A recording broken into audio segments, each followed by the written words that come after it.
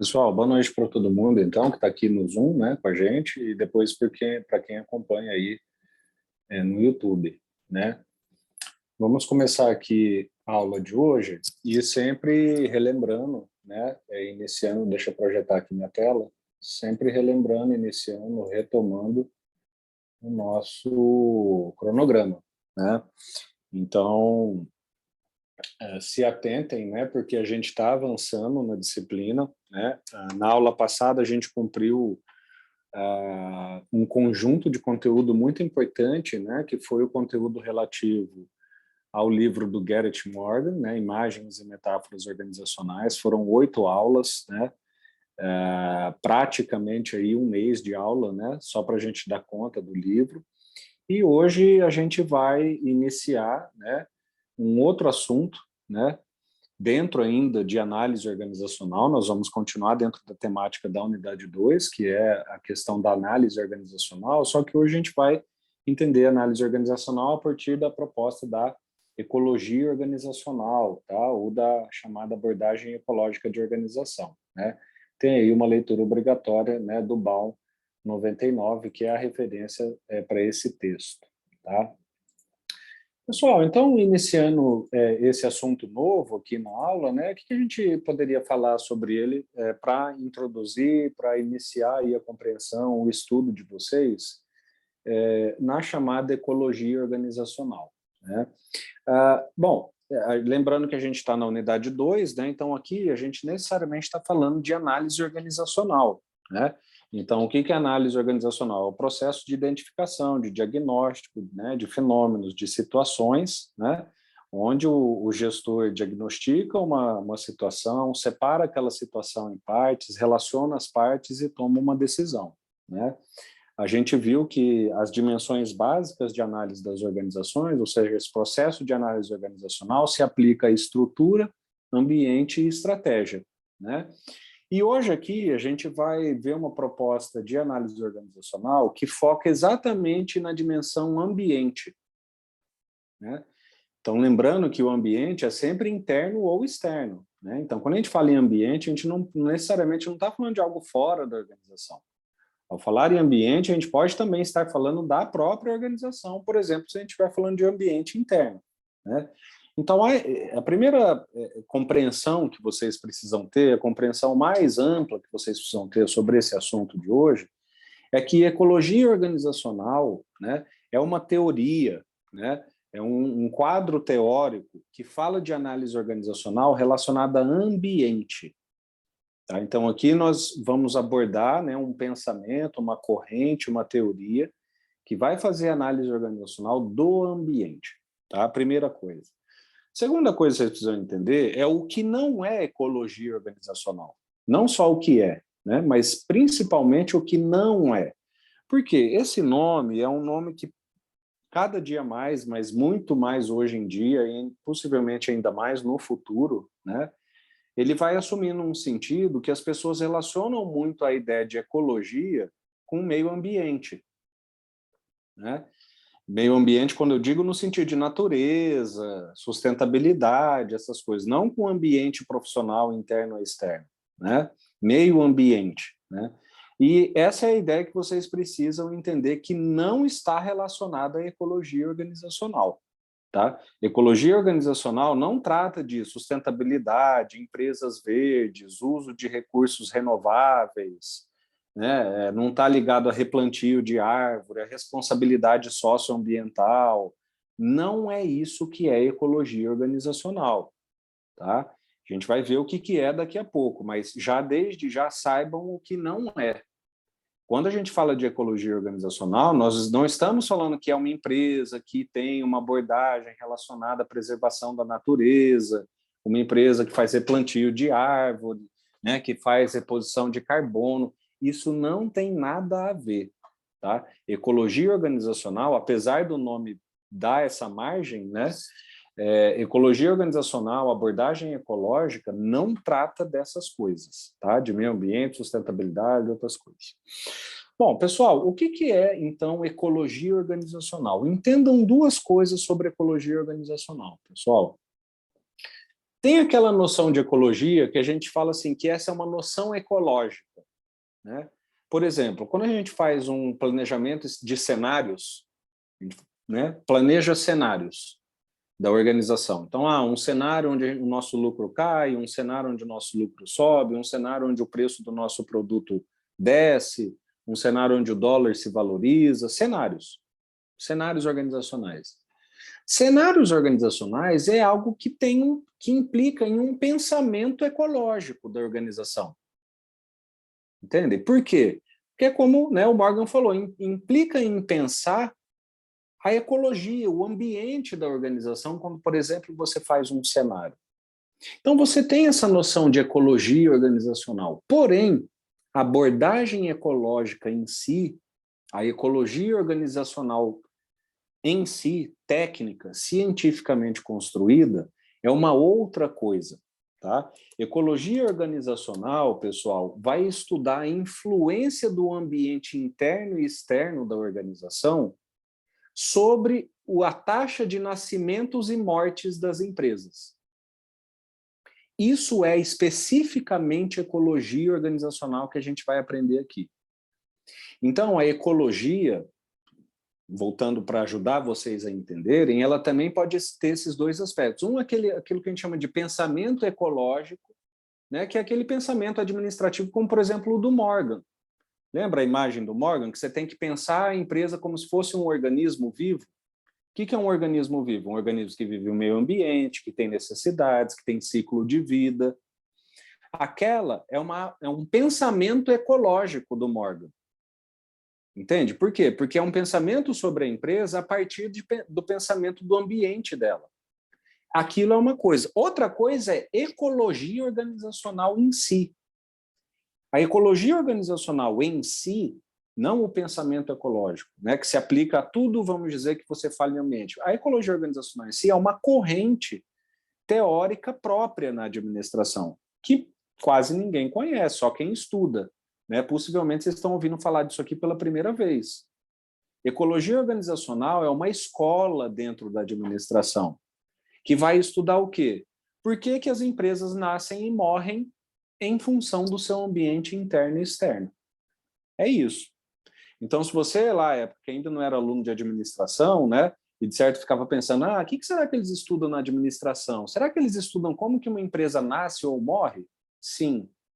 Tá? Então, para isso, chama-se, né, nós temos a chamada ecologia organizacional, tá? Que vem desde 1970, tem lá Honey Freeman, o Baum, que é esse autor do nosso capítulo, são pessoas que desenvolvem essa teoria, tá? Ou seja, é uma teoria que vai explicar para nós por que uma empresa pode nascer ou por que uma empresa pode morrer a partir do seu ambiente interno e externo, tá? Isso é especificamente o que se chama de ecologia organizacional. Não obstante, como eu falei, além disso, a gente pode ter pensamentos ecológicos, outros tipos de abordagem que falam de outras coisas, mas que tem também um raciocínio fundado no ambiente. Tá? A gente pode até chamar de pensamento ecológico, mas ecologia organizacional é só uma, é aquela que estuda o nascimento e a morte das pessoas. Tá? Bom, qual que é o viés e da onde sai essa teoria, pessoal? Essa teoria é uma teoria que nasceu primeiro com uma pessoa que não era administrador, né? Que era um biólogo, que era o Darwin. Né? Então, a ecologia organizacional é uma adaptação da teoria da evolução darwinista para o mundo dos negócios. É só isso. Então, o que por exemplo, o Darwin falava? Né? Que as espécies se adaptavam ao ambiente. Então, às vezes, pássaros de uma mesma raça, mas que viviam em continentes diferentes, aquele que vivia num continente mais frio tinha mais pena, aquele que vivia em um continente mais calor tinha menos pena, mas ambos eram a mesma raça. Então, a ecologia organizacional sai da noção evolutiva do Darwin. Então, aqui vocês vão ver que é uma corrente teórica que, por exemplo, fala em população de organização, né? Igual tem lá, população de jacaré. né? População, a palavra população é algo que vem da ecologia. O que é população? É um conjunto de seres de uma mesma espécie, né? Então, você tem lá uma população de sapos em uma lagoa. Naquela lagoa tem aquela população de sapos, que são sapos de uma mesma espécie. Na administração, o que é população para a ecologia organizacional? São empresas de uma mesma espécie. Então, por exemplo, empresas do ramo automobilístico.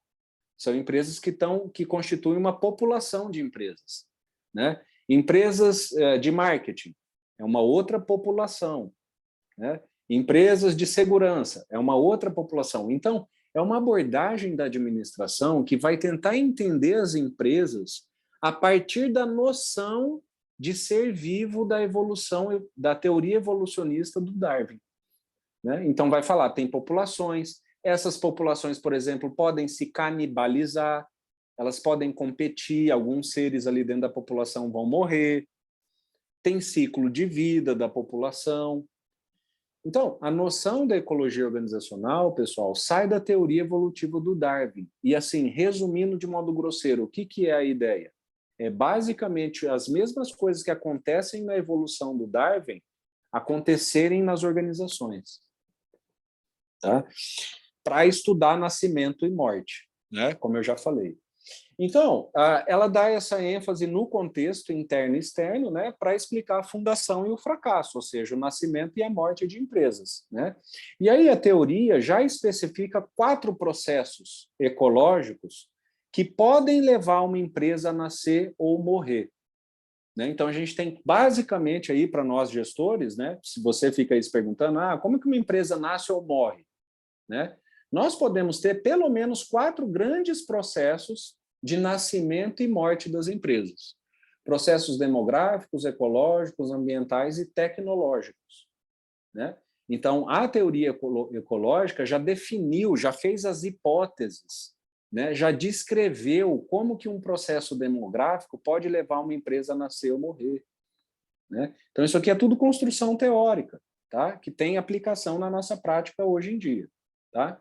Então, esses são os 4 processos que a teoria ecológica fala que uma empresa pode nascer ou morrer por meio deles. Tá? Vamos dar uma olhada em cada um deles, né? Em cada um dos processos ecológicos que podem levar à fundação ou fracasso de uma empresa. Os primeiros são os processos chamados demográficos, né? Então, uma empresa que é um ser vivo, né, que vive em um ambiente, pode nascer ou morrer em função de processos demográficos dela. E aí vocês vão se perguntar, o que é processo demográfico? Né?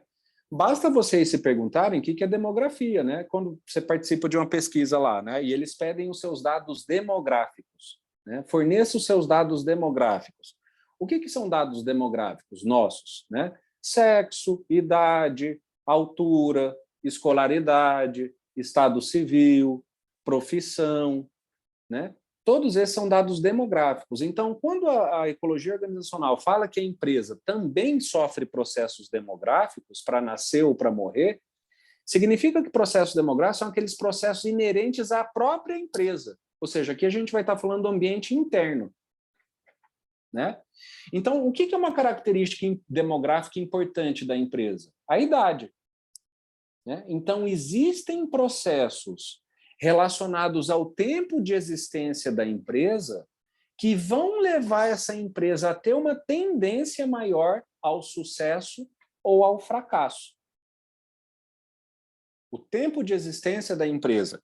E aí, o que a teoria apresenta como hipótese? Né? Então, lembre, o que é uma teoria científica? Não é uma teoria que mostra, prevê, mas que principalmente pode ser testada e refutada? Então, ela precisa mostrar para nós o que ela quer dizer com dependência da idade. Como que a idade e o tempo de existência da empresa pode afetar a sobrevivência dela? E aí a teoria diz, ela faz uma hipótese, ela fala, olha, aquelas empresas que são mais jovens, ou seja, elas têm menos tempo de vida, elas tendem mais a fracassar do que aquelas que são mais velhas, né?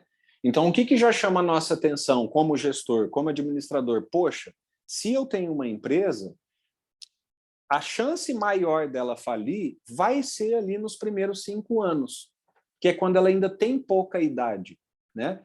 E aí a gente vai se perguntar, mas por quê? E aí vamos começar a pensar. Pensem vocês, pessoal, se vocês comparam uma empresa velha de mercado e uma empresa nova, quais desvantagens uma empresa nova de mercado vai ter em relação a uma empresa mais velha?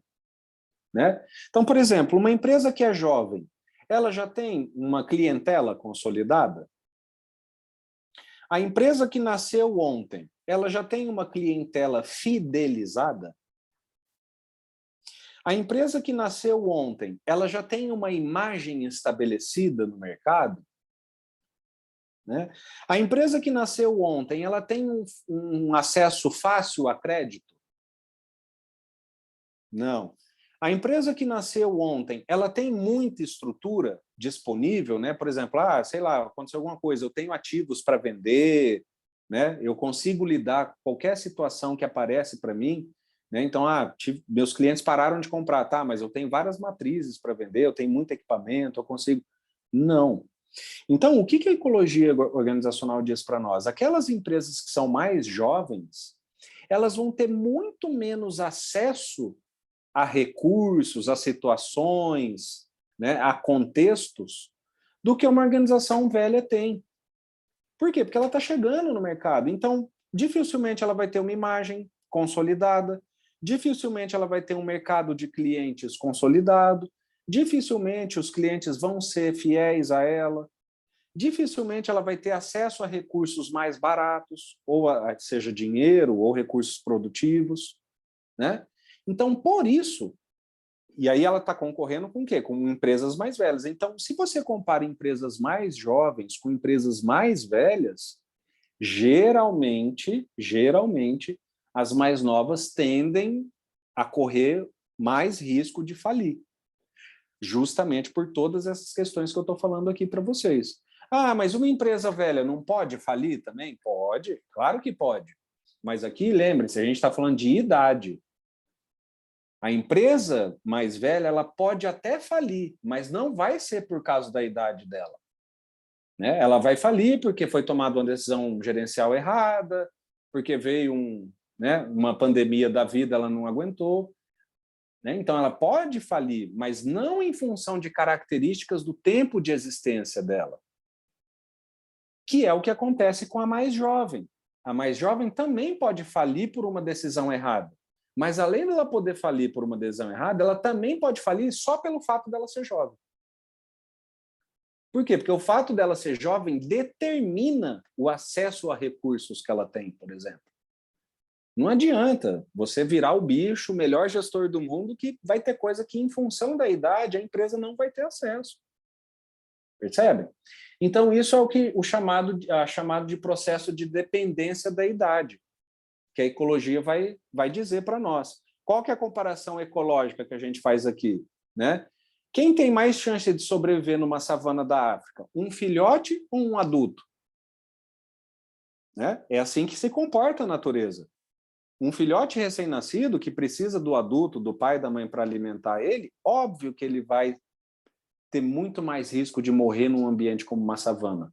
Né? Agora, quando ele crescer, por exemplo, um filhote de elefante, enquanto é filhote, né, qualquer animal predador come. Depois que o elefante cresce, só o fato dele ser grande e adulto já garante ou aumenta a chance dele sobreviver. Né? Porque ele não vai ser atacado por um concorrente, por um predador, porque ele já é mais velho, ele já tem idade, ele já tem tamanho. Entende? Ele já tem recursos que aquele filhote não tem. Entende? Então, esse é o paralelo um pouco que se estabelece com a teoria do Darwin. Né? Então, aquelas organizações que forem mais jovens e tal, elas vão ser sempre filhotes em uma savana. Não significa que necessariamente elas vão falir. Só significa que para o gestor é importante você saber que enquanto a empresa for jovem, aquele vai ser um período crítico. Entendem? Por quê? Porque existe um processo de dependência da idade. Existe também um outro processo demográfico que não é só a dependência da idade, mas a dependência do tamanho. Né? E aqui a primeira coisa que vocês têm que entender é o que é tamanho de empresa. Como que a gente avalia o tamanho de uma empresa. Né?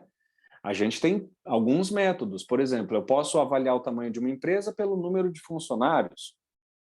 Né? Eu posso avaliar o tamanho de uma empresa pelo lucro que ela tem, né? Eu posso avaliar o tamanho de uma empresa pelo número de filiais que ela tem, tanto faz, tá?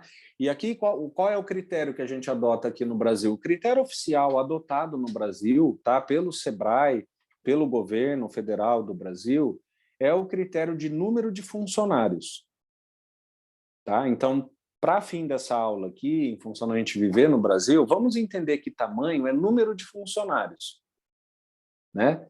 E aí você se pergunta, bom, como que o número de funcionários pode me levar à falência ou ao sucesso, né? E a teoria diz, a teoria vai falar, olha, aquelas organizações que são menores tendem mais ao fracasso se comparadas com as organizações que são maiores, né? Então, só uma nota de rodapé. Vejam, pessoal, sempre a gente está falando de probabilidade, tá? Não estamos falando aqui, a organização que é menor vai falir e a organização que é maior vai ter sucesso.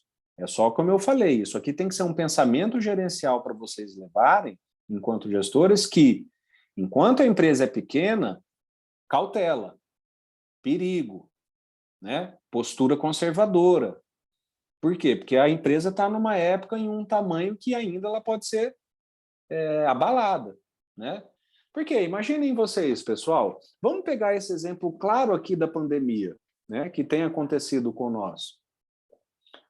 Muitas empresas deixaram de atender e de funcionar, outras até faliram, né, porque simplesmente todos os funcionários estavam contaminados com Covid. Todos, não tinha opção, né? Agora, qual que era o tamanho dessa empresa? 5 pessoas. Entendem? Então, vejam como uma empresa de 1.000 pessoas, ela resiste muito mais a uma situação de pandemia do que uma empresa de 5 pessoas. Por quê? Em uma pandemia, a probabilidade de eu ter 5 pessoas em um mesmo local contaminadas é tão maior do que eu ter 1.000 pessoas contaminadas no mesmo local, na mesma hora, no mesmo momento. Entende? Então, se eu sou uma empresa pequena, que tem lá 2 funcionários, 3 funcionários, 4 funcionários, 5 funcionários, né?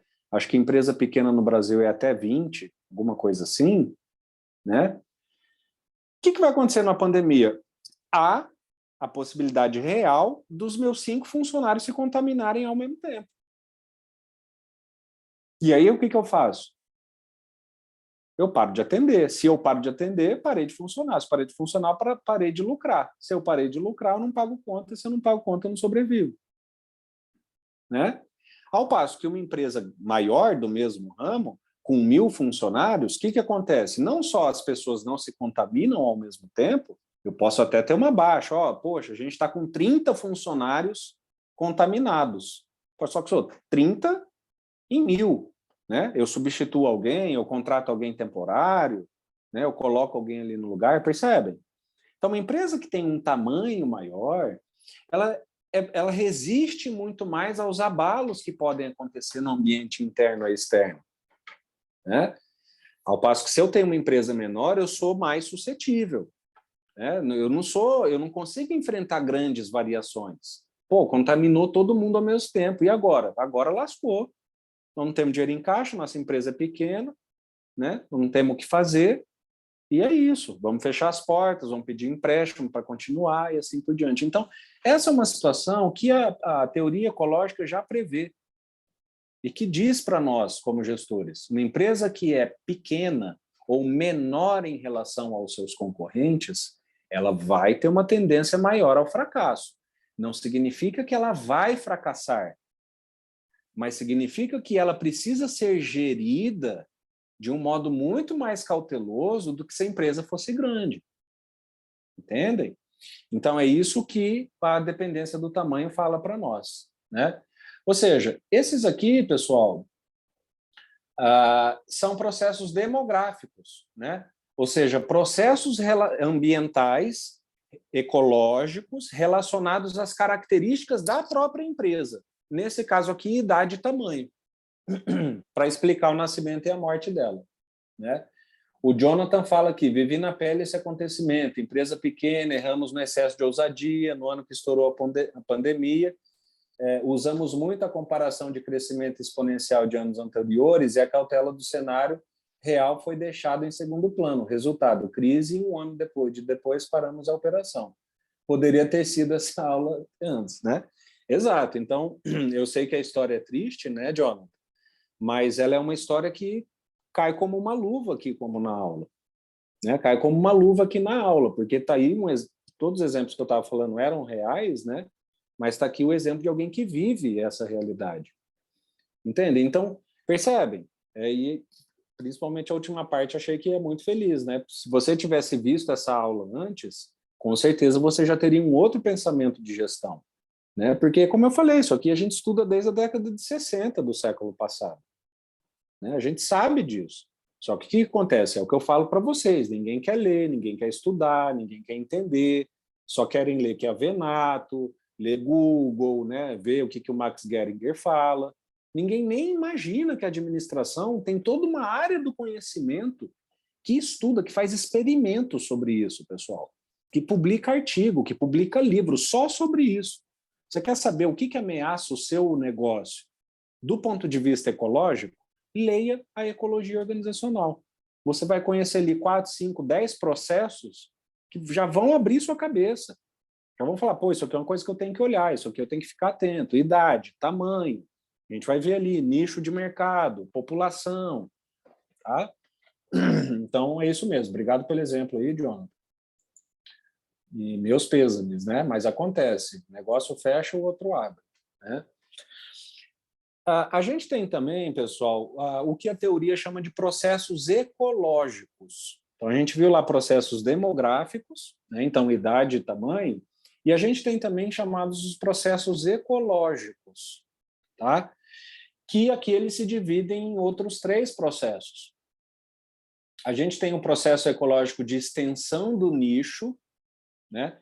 Então, o que é nicho? É a área de atuação, é o ramo de atuação, não é nem ramo, tá?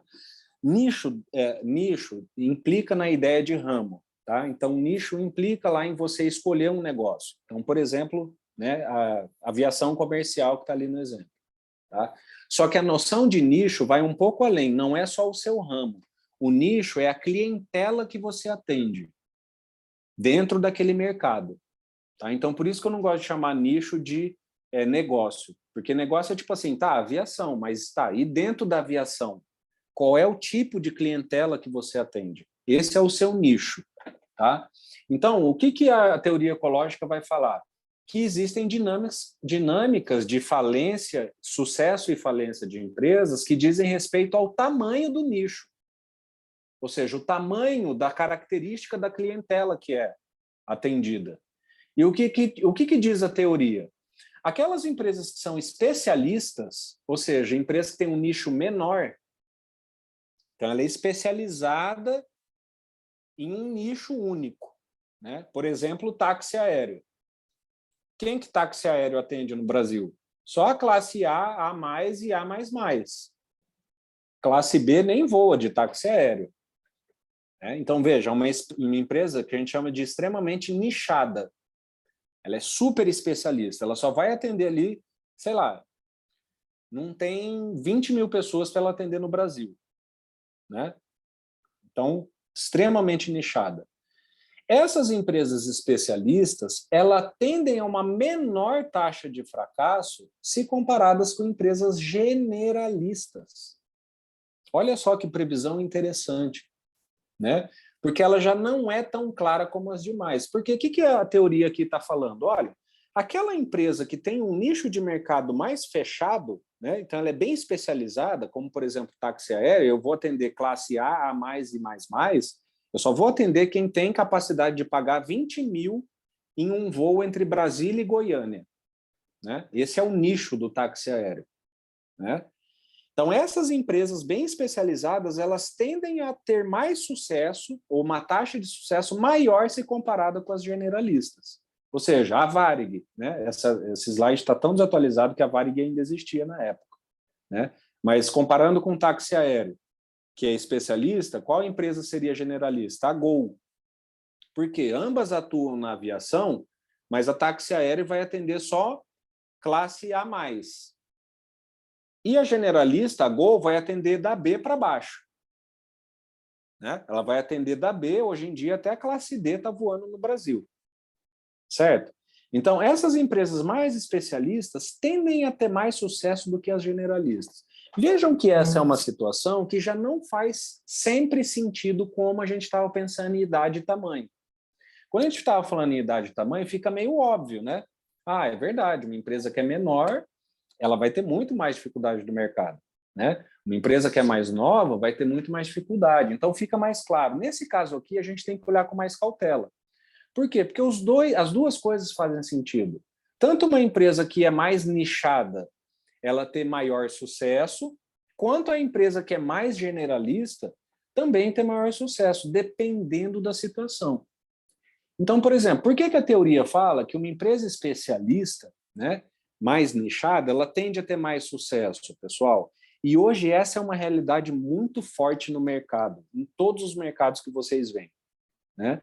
A ideia de nicho está muito presente. Pessoal, hoje tem água para atender gente que gosta de um tipo de água específico com sabor, aquele tipo de água no mercado de água. Né? Hoje existe um canal no YouTube destinado a pessoas que têm uma característica tal, que você vai ver ali uma comunidade de 100 pessoas. Então, a ideia de nicho hoje, ela é muito radicalizada e realmente as empresas estão se especializando cada vez mais. E aí faz sentido a gente falar que essa empresa vai ter mais sucesso quando comparada com uma empresa generalista, quando, por exemplo, a gente vê que o quê? A empresa especialista ela só tem uma coisa para cuidar. Né? Então, por exemplo, a empresa que é extremamente nichada, ela só tem um perfil de cliente para atender. Então, isso significa que o produto dela pode ser mais padronizado. Se o produto dela é mais padronizado, significa que a linha de produção dela tem uma administração mais facilitada, porque se o produto é padronizado, significa que você tem pouca variação de custo, pouca variação de matéria-prima, pouca variação de mão de obra. Né? A empresa especialista, ela está muito menos sujeita. Por exemplo, pessoal, até hoje, a pandemia não chegou para a classe rica do mundo, não só do Brasil. Não existe pandemia para eles, óbvio, não estou falando da doença. Né? Para eles, a única coisa que existe da pandemia é a doença, porque não tem como fugir, o vírus não escolhe quem infecta. Né? Mas todo esse sofrimento que vocês estão vendo aí, de gente sem trabalho, fome, miséria, tal, pessoal, a Porsche bateu o recorde de vendas ano passado. No Brasil, em 2021, foi o recorde de vendas de helicópteros. Né? Então, a classe, quando você tem uma classe, um negócio muito nichado, você fica pouco sujeito a variações. Então, por exemplo, as empresas de táxi aéreo praticamente não sentiram a pandemia. As pessoas continuaram voando, todas elas realizaram lucro, né? Quem tinha coisa para fazer vendeu, pegou esse dinheiro e guardou, o cara ficou mais rico, na verdade. Entende? Então, nesse sentido, uma empresa especialista leva vantagem, com uma empresa maior, que atende um público maior. Então, a gente pode até assumir, né, que realmente faz sentido, uma empresa que é mais nichada, mais especialista, ela tem uma gestão mais facilitada, mais leve, ela pode fazer uma estratégia mais de produto e serviço mais padronizado. Né? Se você tem uma empresa generalista, você atende lá da pessoa do B à classe B à classe E. Você tem que ter uma enorme variedade de produtos, de serviços para atender o cara do A, do B até o E. Né? Se você tem variedade de serviços, tem que ter uma variedade de linha de produção. Entende? Então, nesse sentido, parece ser mais razoável você falar que uma empresa especialista ela tende mais ao sucesso, porque vai ser uma gestão mais simples. Agora, imagine a seguinte situação, pessoal. A classe A, que a empresa de táxi aéreo atende, né? Essa empresa de táxi aéreo tem 90% dos clientes são clientes que trabalham com petróleo. Né? E o petróleo quebra. O que vai acontecer com esses clientes? Eles vão quebrar também. E se a empresa depende só deles, o que vai acontecer com essa empresa também? Ela também vai quebrar. Por quê? Porque ela depende de um único tipo de clientela. Entende?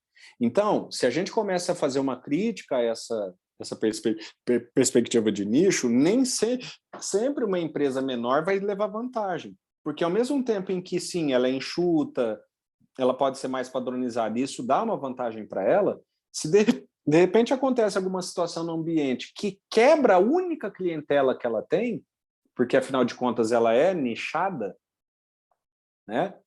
A empresa faliu também. E aí, nesse caso, a empresa que é mais generalista vai levar vantagem.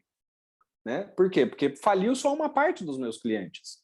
Eu tenho clientes da classe B até a classe E. Pô, pessoal mais só da classe B que está em dificuldade. Né? Então, uma crise que abateu mais os ricos. Eu tenho toda aqui uma gama de clientela que vai da classe, né, C até a E. Eu consigo sustentar o meu negócio se eu for mais generalista nessa situação. Entende? Então, a questão do nicho, ela não é como idade e tamanho, que é mais claro. O nicho, ele é um pouco mais complexo. Você ter um nicho menor, ser mais especialista, pode ser uma vantagem, mas dependendo do que acontecer no ambiente, pode ser uma desvantagem. Né? Então, essa é uma decisão. E aí, vamos fazer nosso negócio. Vamos vender para quem? Vamos ser bem nichado, vender um negócio bem especialista? Né? Ou não? Vamos ser mais generalista, vamos vender uma coisa que agrada mais pessoas? Isso tudo vai impactar na sobrevivência da organização. Depois a gente tem a dinâmica de população. Então, isso aqui é nicho. Depois vem a dinâmica de população. O que é população? É como eu já expliquei para vocês, é uma noção que vem lá do Darwin, né, que fala que população, né, são seres vivos de uma mesma espécie. O que é isso aqui dentro do ramo do negócio, da área de gestão, da administração? Significa que há uma dinâmica que é inerente a organizações de um mesmo tipo, ou seja, que pertencem a uma mesma população. Né? Então, empresas de lan house, empresas automobilísticas, empresas de tecnologia, empresas do ramo alimentício, todas são empresas que estão dentro de uma mesma população de empresas, né, agropecuárias, população de empresas alimentícias, população de empresas de vestuário. Né? E qual que é a dinâmica que se estabelece ali, que a teoria fala para nós, como administradores? Né? Ela fala, olha, fundações e fracassos prévios vão indicar ambientes hostis ou favoráveis. Então, o que você, como gestor, tem que analisar? Bom, escolhi, vou abrir uma empresa, vou ter um negócio, e a minha empresa vai pertencer à população de empresas de lan house. Por exemplo, vou abrir uma lan house aqui no meu bairro. Né? Então, ela pertence a essa população. O que a teoria fala? Fundações e fracassos anteriores a isso, ou seja, antes de você abrir a sua empresa, você tem que olhar quantas fundações e fracassos tiveram dentro daquela população. Né? Por quê? Porque se você está tendo, por exemplo, poxa, eu quero abrir uma lan house. Deixa eu ver aqui como que as lan houses se saíram em Brasília nos últimos 5 anos. Aí você vai lá, pega um dado lá no CAD, no governo, né? Aí você vai ver que das 10 mil empresas de lan house que abriram nos últimos 5 anos em Brasília, 9 mil fecharam. Aí você vai assustar, né? Fala, puxa, essa população está em risco. Aparentemente, aqui no DF, é uma população que está em extinção. Porque abriram 10 mil e fecharam 9 mil. Então, isso eu tenho que olhar como gestor. Será que vale a pena eu abrir uma lan house? Porque a minha população de empresas está mostrando que ela está morrendo. Né? Ou o contrário. Poxa, queria abrir lan house, né? E vi que aí que nos últimos 5 anos está abrindo lan house para caramba. Bom, o que você pode primeiro concluir com isso? Vou ter concorrência. Está abrindo muita lan house, né? Mas a certeza que você vai ter é assim, bom, é um ambiente que está favorável à lan house. Entende? Então, tá bom, vou abrir a minha empresa de lan house, sei que está abrindo muita concorrência, só que o fato de estar abrindo muita concorrência significa que o ambiente está favorável a abrir. Entendem? Então, isso que a teoria chama de dinâmica da população. Você, como gestor, precisa entender a população da sua empresa. Ah, lan house, tá abrindo, tá fechando, tá nascendo, tá morrendo, tem muita concorrência, não tem, né? E aí a teoria vai falar, se você encontrar muito fechamento de empresas dentro daquela população, não é um bom sinal. Não vai você achar, pô, mas se está morrendo, não é bom que eu abra, porque daí só tem eu no mercado? Não, né? Porque você pode ter certeza, as pessoas, essa taxa de falência, abrir 10 e fechar 9, não está se dando por causa de concorrência, né? Vai estar se dando porque, por exemplo, não tem demanda, né? O fato de você não ter concorrência não significa nada, se as empresas dentro dessa população só estão morrendo, né? Não é por causa da concorrência que só sobreviveram 1.000, né? Quando a situação é concorrência, tipo assim, abre 10.000, fecha 3.000, 2.000, né? A população não se extingue por causa da concorrência, certo? Então, quando tem uma dinâmica da população onde você vê, olha, poxa, está fechando muita lan house aqui em Brasília, acho que não deve ter demanda, né? Ou não, está abrindo muita lan house. Então, a teoria fala, olhe o nascimento e os fracassos prévios da sua população para você entender o seu negócio. O Jonathan fala, um exemplo que vivi recentemente é a própria empresa, hoje estatal, Valec, está ampliando o nicho para sair da dependência de receita, vindo somente do governo federal. Participei de parte do projeto para trazer dados e quais potenciais nichos e afins. Projeto bem complexo, em resumo, despertaram para ampliar mercado e sair da dependência de um único cliente, conforme o professor, né, citou. Então, estão vendo? É isso que eu digo, pessoal. Eu acho que os exemplos, né, são muito felizes, Jonathan, porque eu acho que traz uma noção de realidade para isso que a gente tem falado, e não só nessa aula, na disciplina como um todo. Entendem, pessoal? Vocês podem ser essas pessoas que, por exemplo, estão nesse exemplo da empresa e tomando essas decisões. Agora, imaginem quão melhor seria se você chegar numa reunião como essa sabendo o que é ecologia organizacional.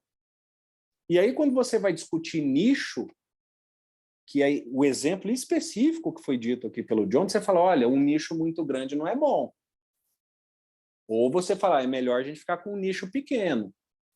Ou o contrário, nesse caso aqui, o nicho pequeno não está legal, não. Isso vai implicar em um risco, que é o exemplo específico, né? Nós estamos dependendo muito do governo federal, vem eleição aí, né? A gente não sabe se o governo que vai entrar vai ser favorável a nós, né? A gente está muito nichado, vamos ampliar o nicho? Entende? Imagine você como um gestor fazendo essa discussão, só que entendendo, estudando ecologia organizacional. É muito melhor, né? E tem também uma interdependência da comunidade. Então, vejam, aqui a gente tem uma dinâmica da população, ou seja, como empresas de um mesmo ramo podem te sinalizar se o ambiente é hostil ou não. E tem também a comunidade. O que é comunidade, pessoal? Comunidade é um conjunto de populações. Então, imaginem vocês, população, aí eu tenho populações separadas, né? Ramo automobilístico, né? Vamos pensar aqui, o ramo de montagem de carro, a Fiat, né? População de empresas montadoras de carro. Aí eu tenho uma outra população de empresas fabricantes de pneu. Porque lembre-se, a Fiat não produz o pneu que vai no carro da Fiat. A Fiat monta o carro. Tá? Geralmente a montadora, no máximo, faz o motor e o chassi do carro. Mas toda montadora é como o nome diz, ela monta o carro, ela não produz o vidro que vai ali no para-brisa, o limpador, o parafuso que aperta, ela não produz nada disso, ela vai comprando essas coisas e monta o carro. Então a Fiat é a montadora, uma população, ela está na população de montadoras. Depois eu tenho a empresa produtora de pneus, que é outra população. Né? Depois eu tenho a população de empresas que é produtora de tinta automobilística, que é a tinta que vai no carro, é outra população. Então vejam aqui que eu tenho 3 populações diferentes, só que fazem parte de uma mesma comunidade. Por quê? Porque todas as empresas, apesar de serem distintas, elas estão na comunidade, ou seja, na cadeia produtiva do carro. Entende? Então, o que é a melhor noção para vocês entenderem comunidade, pessoal? É a noção de cadeia produtiva. Deixa eu abrir aqui um exemplo para vocês, né? De cadeia produtiva, né? Cadeia produtiva do leite, por exemplo. né? Imagens. Então, vejam, pessoal, isso aqui... Nossa, achei que era uma imagem, abriu o trabalho do cara.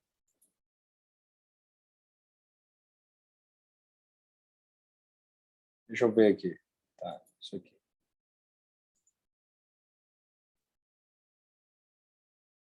Então, vejam essa figura aqui, né? Vamos ver se eu acho a figura. Então, vejam essa figura aqui, pessoal, da cadeia produtiva do leite aqui nessa reportagem, né? Então, vejam, pessoal... Opa! Peraí. Caiu aqui na câmera. Beleza. Vejam isso aqui, pessoal. Para chegar no consumidor, tá? Para chegar no consumidor final, o leite é produzido por uma população, de uma empresa que está numa população de fazenda. Esse leite sai e vai para uma outra população de empresa, que são as empresas que processam aquele leite. Uma vez esse leite processado, vai para uma outra população de empresa aqui de logística. Depois que essa logística distribui, isso é passado para uma outra população de empresa, que são as empresas de varejo, que são os supermercados, aí chega até você. Então, isso aqui é uma comunidade, estão vendo? Não é mais uma... O que é população? População é só aqui. Cadeia, população de produtores, né? População de empresas processadoras de leite, tal. O que é a comunidade? Comunidade é a junção disso aqui. Então, por isso que a noção de comunidade passa pela ideia de cadeia produtiva. Entendeu? E aí, quando a abordagem ecológica fala para nós que há uma dinâmica, uma interdependência da sua comunidade, significa que há processos acontecendo dentro da cadeia produtiva da empresa que podem levar à falência ou ao sucesso. Então, o que a teoria vai falar? Olha, há relações de uma empresa com outra, né, que podem levar à falência ou sucesso. E como isso aqui se aplica na prática? Peguem a empresa automobilística que eu dei exemplo para vocês. O que acontece com a Fiat se todas as empresas que vendem pneu para ela pararem de vender? Ela vai ter muito problema, né? O que acontece com a Fiat se a empresa que distribui os carros que ela produz pararem de distribuir os carros que ela produz? Ela vai ter problema. O que vai acontecer com a Fiat se as concessionárias que vendem os carros da Fiat fecharem as portas? A montadora vai ter problema. Entendem? Então, isso é o que a teoria chama de interdependência da sua comunidade. Não é mais a interdependência que você tem das populações, né? Ou seja, das empresas iguais a você, a depender só do seu concorrente, que é a população. Além de você depender também da população, você também depende de outras empresas. A empresa que te fornece, a empresa que compra de você, a empresa que distribui o seu produto, a empresa que divulga o seu serviço, a empresa terceirizada que fornece o pessoal que limpa a empresa. Então, aqui chama a atenção do gestor para essa interdependência da comunidade, de outros tipos de empresa que a organização precisa considerar, né? Então, chamada interdependência da comunidade dentro do processo ecológico. Pessoal, depois a gente tem o terceiro processo, né, um terceiro conjunto de processos, são os processos ambientais, né? E que aqui a gente vai ter mais 3 outros fenômenos dentro de processos ambientais que podem levar à falência e ao sucesso da empresa. O primeiro é chamado turbulência política, né, que o próprio nome diz, né? E eu acho que todo brasileiro entende bem o que é isso, né? Todo brasileiro vivo hoje entende bem como que uma turbulência política pode atrapalhar os negócios da empresa, né? Aqui, talvez, o maior exemplo que a gente tenha no Brasil é a Petrobras, né? Então, a Petrobras, pessoal, ela só não fechou porque ela é estatal, né? E ela é uma empresa mista, né, de capital misto, ela é meia privada, ela é 51% estatal, 49% privada, né? Ela só não fechou, se ela fosse uma empresa privada, certamente a Petrobras teria falido. Tá? Ela só não fechou porque ela é sustentada pelo Estado. E o Estado tem, entre aspas, dinheiro infinito, né? até mesmo porque é o Estado que cria. Então, entre muitas aspas, o dinheiro disponibilizado para as empresas é um dinheiro infinito, que conseguiu segurar todos os problemas que a Petrobras tinha, né? Mas o que a abordagem ecológica fala para nós? Ambientes de turbulência política aumentam a chance de fracasso, né? Então, quando você tem um caso de corrupção engendrado ali por um político, né? O caso de alguma eleição mal sucedida no país, né? O caso de alguma lei ser baixada, que é uma lei que prejudica.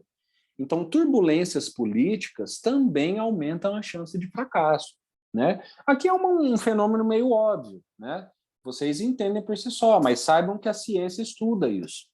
Tem pessoas que estudam, que fazem experimentos só para comparar empresas que passam por turbulências políticas com empresas que não passam por turbulências políticas, né? Para saber se isso teve impacto no resultado. Depois, pessoal, existe um processo ambiental chamado de regulação governamental. Tá? Regulação governamental. Então, aqui, é como o próprio nome diz, pessoal, são aqueles processos do ambiente externo, né? Externo, que vão levar a organização a falir ou a ter sucesso, mas são aquelas relações relacionadas ao governo, especificamente. Tá? Quando a gente fala, por exemplo, política, a gente pode estar falando de efeitos que não são do governo. Porque o que é o governo? O governo é quem está lá no executivo, é quem está governando. Aqui, não é só aquilo que é política. Né? Quem está no legislativo também faz política. Aqui, quando a gente fala de regulação governamental, a gente está falando especificamente de ações do governo que podem impactar o negócio. Né? Então, por exemplo, o governo aumentou o imposto do meu produto. O que é aquilo? É uma barreira para a entrada. Né? O governo aumentou o imposto do produto importado que eu preciso para produzir, isso vai impactar meu negócio. Né? O governo fiscaliza, então restaurante, por exemplo, né? A vigilância sanitária vai lá e fiscaliza. É o governo que regula a fiscalização e é o governo que, em certa medida, regula também a qualidade ali das comidas de restaurante. Entende? Então, por exemplo, quem tem restaurante tem o negócio um pouco regulado. Por quê? Porque ele precisa seguir parâmetros de higiene definidos pelo governo. Entendem? Então, é o governo que regula um pouco aquele mercado. Tá? Então, isso aqui é o que a teoria chama de regulação governamental. Né? São aquelas ações do governo de regulação, de fiscalização, de definições de lei, de disponibilização de recursos, né? Que vão afetar ali o negócio. Né? Aqui eu cito o exemplo da indústria agropecuária do Brasil e dos Estados Unidos. Né? Por que no comércio mundial, existe a Organização Mundial do Comércio, né?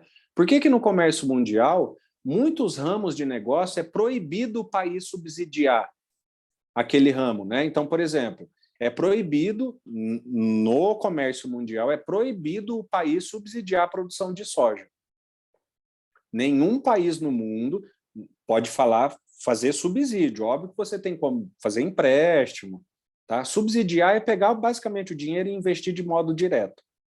Tá? Então, seria o governo aqui federal do Brasil, não é dar empréstimo para as pessoas.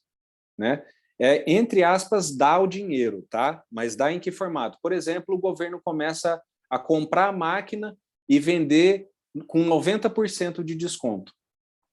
Né? Então, o que o governo está fazendo? O preço do maquinário, né, para usar na fazenda está muito alto. Tudo bem, eu vou lá, compro pelo preço normal e eu repasso para os fazendeiros com 90% de desconto. Isso é uma espécie de subsídio, entende? Não é um empréstimo, a pessoa não precisa devolver esse dinheiro para o Brasil, ele vai comprar o maquinário e vai ser dele, só que ele vai comprar por um preço muito menor. Por quê? Porque o Brasil está subsidiando o preço do maquinário. Por que isso é proibido no comércio mundial? Por exemplo, no caso da soja, né? Porque isso causa uma disparidade muito grande no comércio mundial, pessoal. Imaginem se a gente for liberar o subsídio, o Brasil vai poder subsidiar a nossa agropecuária com os mesmos valores que os Estados Unidos vão poder subsidiar a agropecuária deles? Né? Claro que não. Por quê? Porque os Estados Unidos, o PIB deles é mais de 3 vezes o PIB do Brasil. Né? Então, se você libera o subsídio à soja, a soja do Brasil não vai ter como competir com a soja dos Estados Unidos no mercado. Porque a soja dos Estados Unidos vai ser muito mais barata, por quê? Porque eles recebem muito mais subsídio do governo e eles vão poder oferecer a soja a um preço menor. Então, isso tudo é processo de regulação governamental, o subsídio, né? Então, eu posso lá disponibilizar um empréstimo, posso subsidiar e assim por diante, né?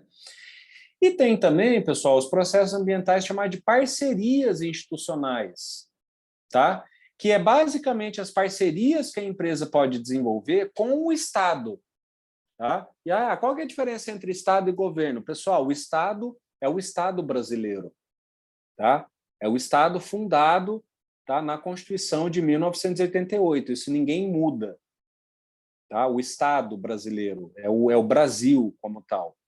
Tá? Então, isso não muda. Outra coisa é o governo. O que é o governo? São as pessoas que vão, durante 4 anos, liderar o Estado. O governo sai e deixa de existir, mas o Estado continua. Entende? Então, por exemplo, o governo que está aqui agora, mais cedo ou mais tarde, ele vai sair, mas ainda vai existir a presidência da República. Entendem? Por quê? Porque a presidência da República pertence ao Estado e não ao governo. Entenderam? Então, o governo vai sair, mas vai continuar existindo a Anatel. Né? Por quê? Porque a Anatel é um instrumento do Estado. Não é o governo que entra lá e fala, agora deixa de... Ele pode fazer isso, tá? Mas ele não toma essa decisão, não é dele, não pertence a isso, a ele. Então, por que eu estou falando isso? Quando a gente falou de regulação governamental, são ações de governo, igual eu falei, ações daquele governo. Quando a gente fala de parcerias institucionais, nós não estamos falando de governo, nós estamos falando de Estado. Tá? Então, aí é o foco na relação da empresa com o Estado como um todo. Né? Eu tenho aqui um exemplo de certificação ambiental. Né? Como que foi desenvolvida uma parceria institucional? Eu fui trainee por alguns anos, né, numa grande empresa, já contei isso para vocês, uma grande empresa produtora de soja, né? Fui trainee em gestão de pessoas, foram 2 anos, né? E aí lá aconteceu, inclusive é curioso até contar essa história, porque eu sempre dou esse exemplo nas minhas aulas, né? E coisa de uns 2 semanas, eu ainda conheço o pessoal lá da empresa onde eu trabalhava, a gente tem grupo de WhatsApp, e aí veio no WhatsApp, lembra quando o pessoal acusou a Mage de ganhar a motosserra de ouro? Eu vou contar para vocês o que é a motosserra de ouro. Mas esse caso veio ainda à tona agora, poucas semanas atrás. Lembra, aconteceu isso? O que aconteceu, pessoal? Essa empresa onde eu trabalhava, ainda já existia na época o CQC, aquele programa, CQC, né? Aí vocês conhecem o CQC, o estilo, né? Super apelativo, tal, tal, tal. O que o CQC fez, pessoal? Ele foi lá em Cuiabá, no Mato Grosso, entregar a motosserra de ouro para o dono da empresa. Por quê? Porque a empresa tinha desmatado muito naquele ano. Né? Aí chegou o cara lá filmando, tá, vamos aqui entregar a motosserra de ouro para o dono dessa empresa, a empresa que mais desmatou no Brasil, tal, tal, tal, tal, tal, tal. Né? Acho que isso era 2006, né? E aquilo ganhou o Brasil, né? Saiu em jornal nacional, foi um rebuliço, né? O que a empresa fez para enfrentar, pessoal? A empresa desenvolveu uma parceria com a Câmara Legislativa do Estado, né? Que fez com que a Câmara Legislativa fosse lá na empresa, averiguasse e tal, e certificasse que a empresa é uma empresa ambientalmente responsável, né? Aí teve toda uma cerimônia de entrega do certificado para a empresa, essa empresa é ambientalmente responsável, né? É um certificado emitido pelo Estado do Mato Grosso e assim por diante. Então, o que é isso? Isso foi uma parceria institucional que foi desenvolvida, percebem? Houve algo que ameaçou a imagem da empresa, a questão de motosserra de ouro, aquilo pegou mal, não sei o quê, e imediatamente, para enfrentar isso, a empresa desenvolveu uma parceria institucional, que foi lá e deu para ela um certificado de empresa ambientalmente responsável. Né?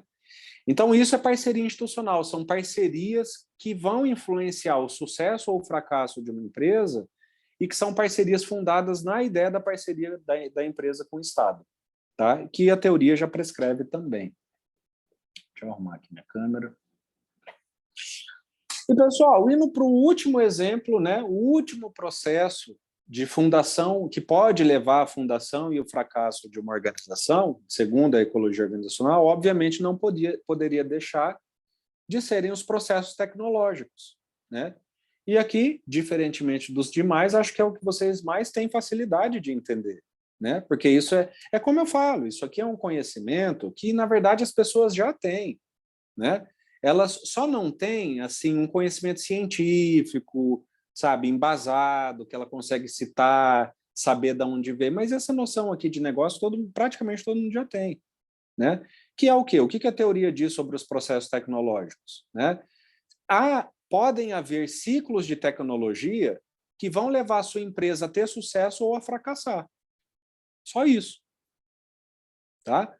Então, é basicamente chamar a atenção dos gestores para os processos tecnológicos que vão impactar o sucesso, vão levar ao sucesso ou ao fracasso da empresa. Né? Então, aqui a gente já citou vários exemplos. Né? Voltando aqui ao exemplo da Kodak, Blockbuster, né? Que são empresas que foram superadas por ciclos de tecnologia, né? Que faliram, fecharam, deixaram de existir em função da não adoção de um ciclo tecnológico, né? Então, eu já contei aqui para vocês o caso da Blockbuster, pessoal, ela seria uma Netflix hoje em dia, né? Se ela tivesse conseguido se adaptar ao negócio, se adaptar ao ambiente, eu não tenho dúvida, né? Na verdade, a Blockbuster foi a primeira Netflix que a gente tinha, tá? Porque a Blockbuster alugava filmes à distância. Você recebia fitas cassetes por correio, tá? Você tinha um catálogo da Blockbuster que você recebia por mês e aí naquela revista eles mostravam quais filmes estavam disponíveis para aquele mês.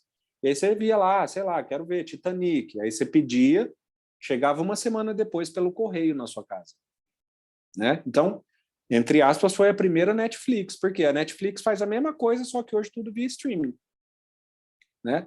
Você não precisa escrever, pedir, esperar uma semana chegar pelo correio. Você entra aqui, clica no seu computador, quero assistir, né, O Homem do Castelo, né? E aí chega. Então a Blockbuster era um tipo de empresa que exclusivamente por não ter adotado as tecnologias de vídeo que apareceram, faliu. Né, foi superado. Eu não estou falando, o streaming é hoje só, né? Até a gente chegar hoje no streaming, depois vai vir outra coisa depois do streaming, né? Mas até chegar no streaming, a gente tinha lá DVD, CD, né? Baixar as coisas na internet, os vídeos começaram a ficar disponíveis, aí você baixava, até a gente chegar hoje no ao vivo, né? Você assiste um filme de 50 gigas ao vivo. Você não precisa baixar 50 GB, né? Ocupar a memória do seu computador, ocupar a sua internet, esperar lá 4, 5, 6 horas para baixar 50 GB e assistir.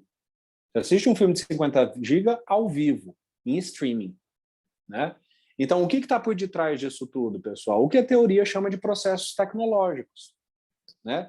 Ou seja, processos que vêm do ambiente externo da empresa, que colocam para essa empresa novas tecnologias para executar aquele produto, aquele serviço, aquele negócio, e a empresa decide por adotar ou não, né? E o que é interessante a gente dizer, pessoal? Não é a adoção que leva ao sucesso, entende? É a decisão correta sobre adotar ou não, entende? Né? Por exemplo, não adianta nada você sair um novo computador e você comprar esse novo computador e as pessoas não saberem operar. Entende? O que vocês têm que prestar atenção é que assim, a tecnologia coloca um desafio. Se é adotar ou não adotar, a gente não sabe. Pode ser que saia uma tecnologia nova e eu vou lá, nossa, é tudo novo, vou adotar só porque é novo. Chega lá, não tem gente para operar aquela tecnologia. Entende? Então, não é o fato da Blockbuster, hoje a gente pode falar, a Blockbuster não adotou, por isso ela faliu, né? Mas ela também poderia ter adotado e ter falido igual, porque adotou e não conseguiu desenvolver, né? Adotou e não conseguiu se apropriar. Pode acontecer. O fato é que a tecnologia em si vai colocar para o gestor um desafio. E aí ele adotar ou não essa tecnologia é uma resposta que só ele pode ter. Ambos os caminhos podem levar ao sucesso ou ao fracasso. O fato é que a ideia da tecnologia é sempre permanente. Tá? Pessoal, e é isso. Então, como eu falei, isso é abordagem ecológica de organização, né? Então, é uma teoria da administração, uma teoria organizacional que vai explicar para nós alguns fatores que vai levar uma empresa a nascer ou a morrer, né? E que ela já coloca hipóteses ali, como vocês viram, né? Maior tem vantagem em relação a menor, mais velha tem vantagem em relação a mais nova, nicho, relação com o governo, relação com tecnologia e assim por diante. São fatores que a teoria estuda, tá? E que vão levar a gente a entender por que uma empresa pode nascer ou morrer dentro de um mercado, tá? Bom, acho que é isso, pessoal. Pelo menos da minha parte, né, em termos de apresentação do texto e assim por diante, né? Queria então passar aí a palavra para vocês, para saber se tem alguma dúvida, alguma questão, algo que vocês queiram falar, tá? Alguma coisa, pessoal?